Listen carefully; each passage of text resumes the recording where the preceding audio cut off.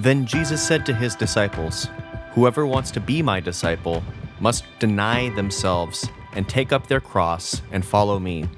For whoever wants to save their life will lose it, but whoever loses their life for me will find it." Jesus was supremely kind, generous, helpful, selfless, and self-sacrificing. Part of Christian spirituality is putting into practice what it means to imitate Jesus, following his way of life. This means giving charitably, donating your wealth, and being willing to part with things you don't need, or even being willing to share things that you do need. Christian living and Christian spirituality is about letting go of the priorities of this world, or sacrifice. We're not attached to material things, reputation, or status. We simply use what is given to us to do what is right.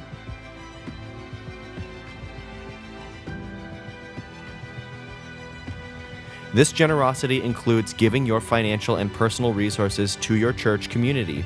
It's a risk, and it involves entrusting part of yourself to a flawed and imperfect community that may either do great things or fall short. Christians must be willing to take risks on other people and on their faith community. Sometimes we will have to learn lessons the hard way before we see the results of our contribution. This can be painful, but it's part of following Jesus. He made himself vulnerable to all of us, even though we often abuse his grace. Following Jesus means humbling yourself and being willing to do tasks and jobs that others might find degrading or humiliating.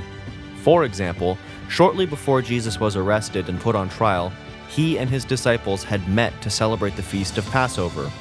While the disciples were bickering, as they often did, about which of them was the greatest, Jesus decided to demonstrate the true values of his kingdom.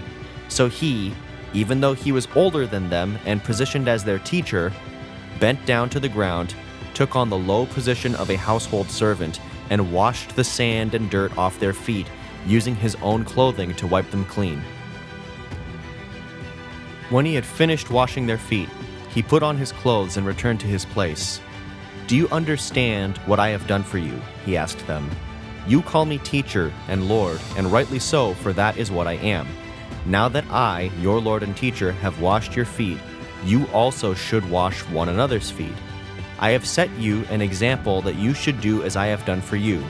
Very truly, I tell you, no servant is greater than his master, nor is a messenger greater than the one who sent him. Now that you know these things, you will be blessed if you do them."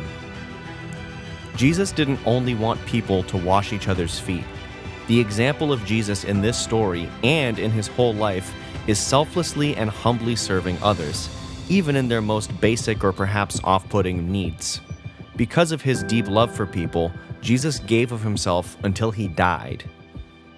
Being spiritual means being transformed into the kind of person who reflects the character of Jesus, living with open arms, an open heart, and a deep joy in helping others.